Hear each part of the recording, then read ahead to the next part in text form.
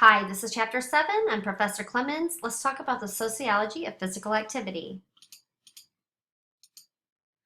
What is sociology of physical activity?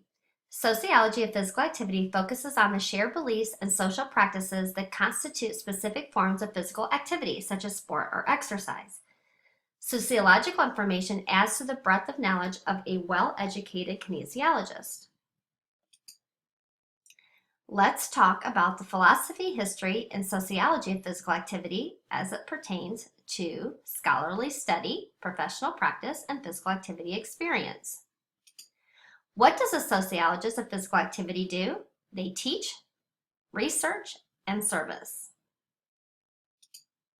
Goals of the sociology of physical activity are to look at physical activity with a penetrating gaze that goes beyond our common understanding of social life, to identify and analyze patterns of change and stability in physical activity, to critique physical activity programs in order to identify problems and recommend changes leading to the enhancement of equality and human well-being. Early beginnings was late 19th century to the mid-1960s. Identifying the subdiscipline was the mid to 1960s to early 1980s. Expanding the subdiscipline from the mid to 1970s to present is the socioeconomic inequities in sport, gender inequities in sport, racial and ethnic inequities in sport, global, national, and local relations in sport, exercise and societal conceptions of human bodies, disabilities and abilities, and obesity. Research methods include survey research, interviewing, thematic analysis, ethnography, societal analysis, historical analysis. Research in sociology of physical activity involves collecting quantitative and qualitative data using a variety of methodologies. Here's an overview of knowledge in sociology of physical activity: power relationships, gender relationships, sexuality in sports, participation patterns, and leadership roles. Cultural differences, ethnic, cultural heritage and racial relations, sport and politics, local, national, international, and transnational, or mass media, television, newspaper, magazines, the internet, and sport. Power, the ability to do what others, or what you want. Let's start over. Power, the ability to do what you want without being stopped by others. Power relations underlie social inequalities, and power relations affect people's quality of life and their chances for a better life in the future. Gender relations and physical activity. Gender, a set of norms or expectations about how we should behave that are linked to societal understandings of sexuality and procreation. Participation. Title IX legislation, more girls and women participating, societal perceptions of gender-appropriate physical activities. Leadership, decrease in percentage of women coaching girls and women's teams, reasons for the decrease. And expression, sport and heterosexual manhood, less coverage of women's sport, themes and media coverage of men's and women's sports, sports as symbols of male superiority, and conceptions of beautiful bodies. Popular media representations, disparity in coverage. Women focus is on artistic qualities. Men focuses on movements, skills, and strategic knowledge. Giving privilege to masculinity and body culture, outward appearance, disordered eating, anorexia and bulimia, and bodybuilders and steroid use.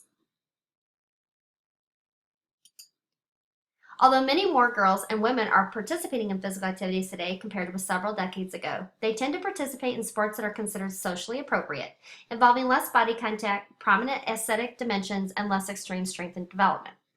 Many sports serve as vehicles for exploring, celebrating, and giving privilege to masculinity. Because of this, they express ideas that are problematic for girls and women, as well as for boys and men who are not athletically inclined. Let's look at this table. This is the American participation in sports and physical activity by gender. These are the top 10 activities listed in thousands.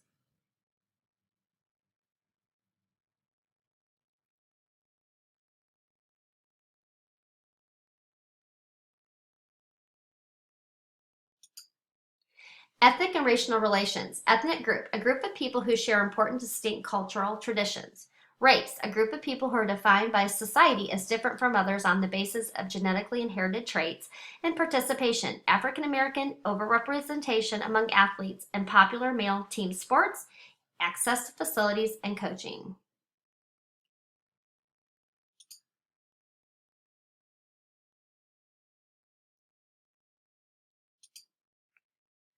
Let's look at this figure.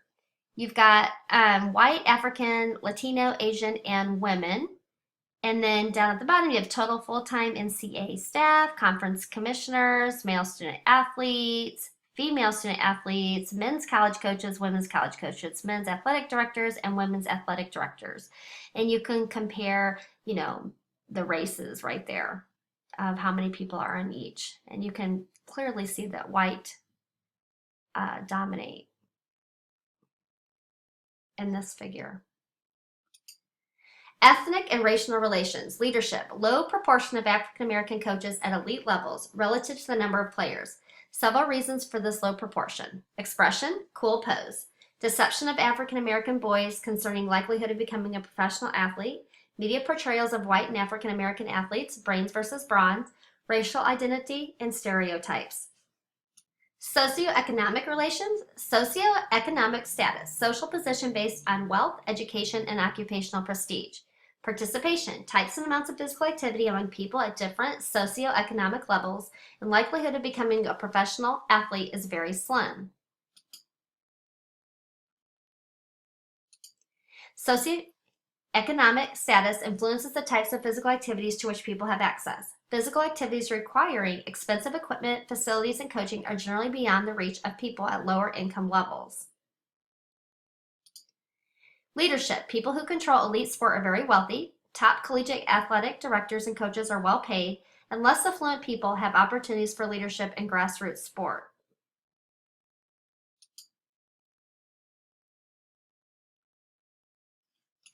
Expression. Expensive sports, lean, taut bodies, sport expresses messages about the importance of winning, discipline, obedience, and hard work, suggesting that the rich and poor both deserve whatever wealth they have. Sociology of physical activity illuminates societal patterns of change and stability in physical activity. It helps us understand our physical activity experiences and other experiences, identifies social problems, and urges modifications aimed at enhancing quality and human well-being, and primarily focuses on sport, but interest in exercise, fitness, and societal conceptions of the human body is increasing.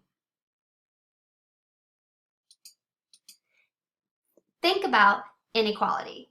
What inequalities do you notice in sport and physical activity? How can these inequalities be changed to enhance equality and overall human well-being?